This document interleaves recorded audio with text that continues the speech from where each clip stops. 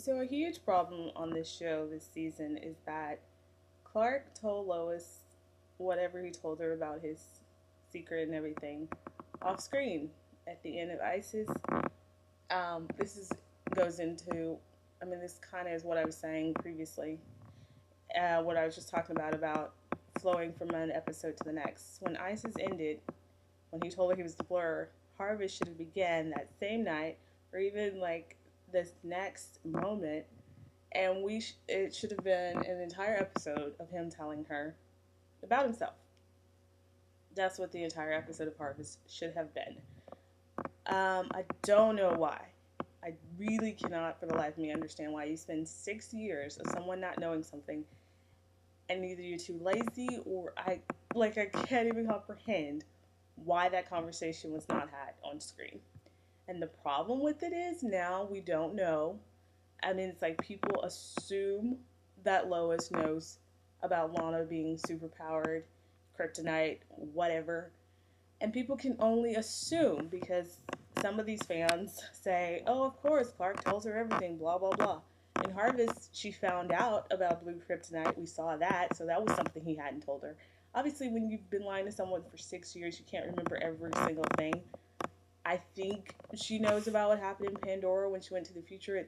They've kind of alluded to that. Still, there's no definitive indication if she knows what happened to Lana. And why do I think this is important? Because, first of all, in Pandora, why wasn't Lana there? Why didn't Lana come back to fight Zod? She would have been a perfect weapon against him. Is she out saving people? Does she still have powers?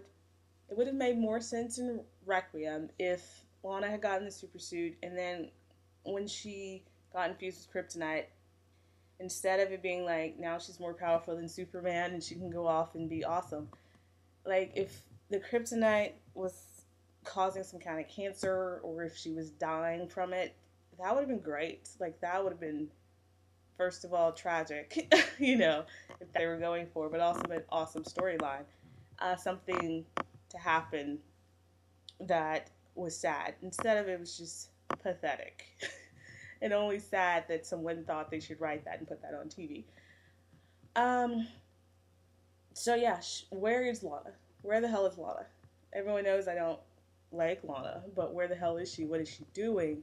And does Lois know that Clark and her are together because she got infused with kryptonite and they didn't break up? She just left because she didn't want to be his friend or she didn't want to stand 10 feet away from him. She didn't want to look for a cure, blah, blah, blah, blah, blah. That she just took her powers and poof. So when Toyman started talking about Lana, I really thought, like, I was on the edge of my seat thinking, finally, they're just gonna say it. Like, someone is gonna talk about super powered kryptonite infused Lana. Because that situation has not been mentioned in 2 years. And that is a situation that is important. Like, it's not like, I mean, Jonathan Kent died. We hear that all the time. Uh, we heard about Jimmy some after he died in season 9. But really?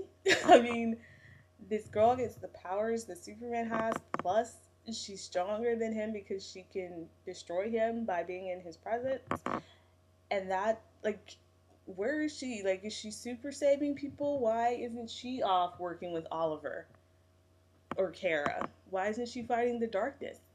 Like, really? Like, what does she have powers for? What is she doing with them? And to act as if Lana's some kind of hero on the show when we have seen no evidence that she's doing anything at all, like, no news reports, no nothing, no, little petite brunette Blur. I mean, what the hell? So I don't understand why they left that really massive gaping hole in their show. And it's possible maybe they'll talk about it in the finale. Who knows? But I really was like, finally, like that would have been a perfect moment because when he was talking about Lana, Lois looked like she didn't know what he was talking about. Either she doesn't know or she was just trying to pretend like Clark wasn't the Blur, which Toyman knows it, Lex knows it, all the dark side minions know it. Hell, everyone in town All the people like General Slade and all those people, everyone knows that Clark is Superman. And I say he's Superman because when he went to talk to Toyman, he was Superman. Like everything about, he doesn't need to wear tights to be Superman because in that scene, boom, he was Superman. So Lois stupidly lets this guy control her, and then he tells her to go, go kill Clark. She comes, and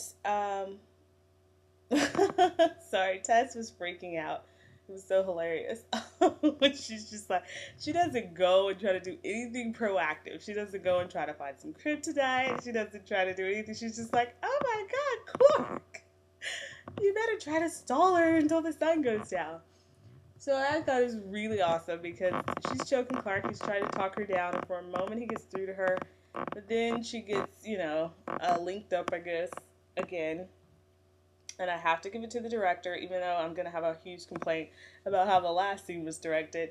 In this moment, when she swings, and it's just something you have to see. It was so awesome to me, visually.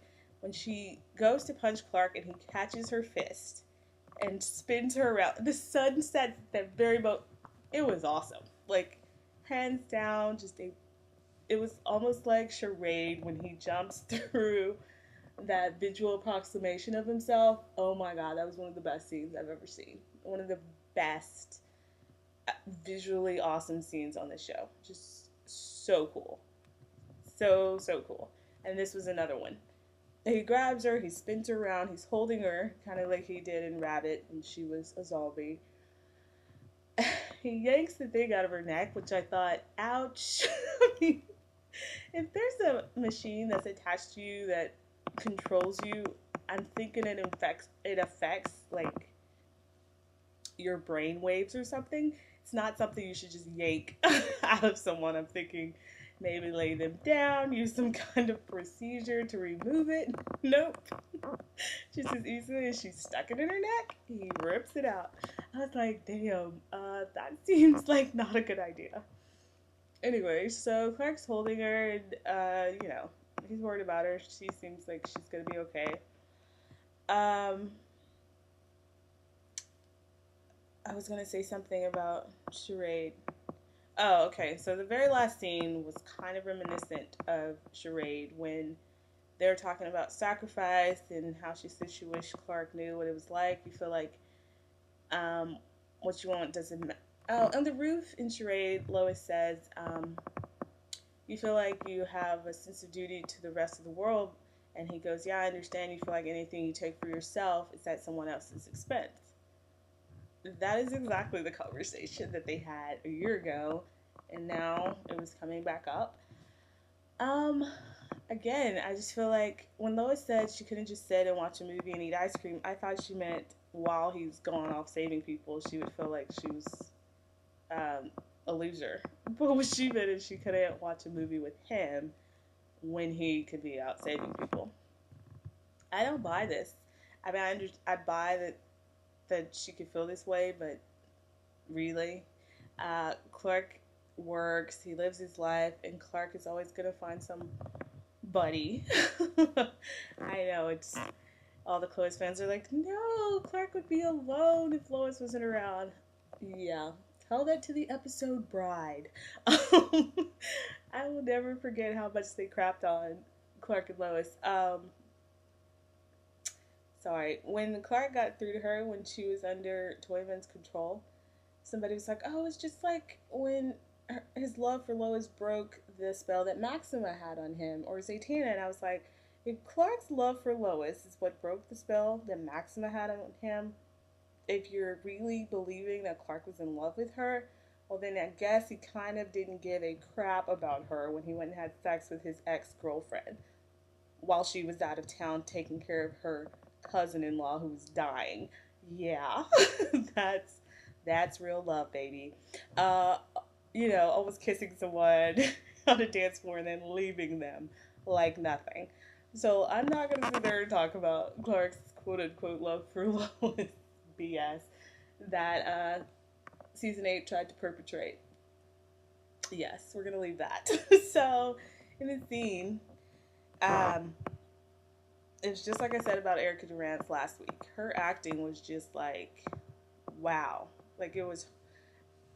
I mean, I was like about to start crying myself because I understand that Lois doesn't want to be selfish. She's not like Lana and Chloe and how they just wanted Clark's life to be about them a lot of the times. Not all the time, but some of the time. But Lois really just feels like his life would be easier without her, which I'm saying is not true because Clark's always wanted to date someone or be married or something. So she's who he's in love with. I mean, he's not going to be happier if she's gone. She doesn't see this right now. What I want to say about the directing, I'm so sick of the damn close-ups. I don't know why Smallville has this policy of always having such ridiculous close-ups. Pull the hell back. I believe that Lois took off her engagement ring and gave it to Clark, but we couldn't see it because the shot was too tight. It's kind of important, but Clark is talking like the volume of his dialogue is low. It's she's doing something with her hands, and he says, "What is this?" And she's like choking back tears, and he's like, "No." And I think, he's taking the ring. Maybe that wasn't scripted for him to say those things because it's really, really low. You have to turn it up to hear him. Her dialogue is in full volume. Sorry I didn't talk about Oliver and Kara. I thought they were great together. Kara to me is very bland, vanilla. She's not very funny. She's kind of like a robot, and I guess it's just because of her social skills that she's lacking, and it annoys me really when she's with Clark because they're too much alike, too stoic. But having her in scenes with Oliver, I was apprehensive of when I heard that Kara was only going to be scenes with him and not with Clark. I was like, it's stupid, but it worked perfectly. The playing off of each other, and it's just the same with Clark and Lois. Lois is so overhyped and excited. Clark kind of brings it down, and she kind of brings out the fun and interesting side of Clark. And I thought Kara and Oliver played well off of each other in those scenes. Oliver's storyline, I'm really interested. I wish, 10 weeks ago we could have gotten to an episode like this. Like after Icarus, I wish we had this episode. As far as the darkness, so that they really could have played this. He's struggling. He's trying to find this. He looks like he's been through something. I mean, he looks like he spent some time in the Phantom Zone. And also he got gold kryptonite, which I was like, oh my god, like that is something where I was like, oh crap, he's gonna try to take Clark's powers away permanently. So Lois calls off the wedding, but still, it's so interesting. It's just the little detail that when she says all this at the end, like she hugs Clark afterwards, and I thought, this is what I've always said about Lois. Lois is Clark's friend, first and foremost. I remember in Requiem when Lana says, oh, I couldn't stay here and know that I couldn't touch you, blah, blah, blah. And I thought, see, Lois has never been like all or nothing. Like she loves Clark. She's always been his friend. So even if they weren't a couple romantically, they would still be friends. They would still work together because they have a deeper, stronger relationship than he has with anybody else. And so even when she's upset and says she can't marry him, she still wants him to comfort her. I thought that was really interesting. Very cute and nice. So I know there's going to be a wedding. Spoiler alert. I don't know if they're going to get married. In all these interviews with Tom Welling, he keeps saying ridiculous things like, I think people are going to be happy and there's going to be a situation and something's going to happen. And one big question I have is why Kara had to leave. It made no sense to me. Like I said, I'm not a Kara fan, but jor-el telling her that Clark has to fight the darkness and therefore she has to leave planet Earth. I thought that was really absurd, but maybe someone could explain it to me. Also, we were speculating about whether or not there's going to be a mind wipe or something, and I don't care if the whole series turned out to be a dream. Like, to me, those things don't matter. As long as the finale is done well and makes sense and is entertaining, then really all this 9 years of DVDs still exist, people. So we were like, it'll be pointless. Well,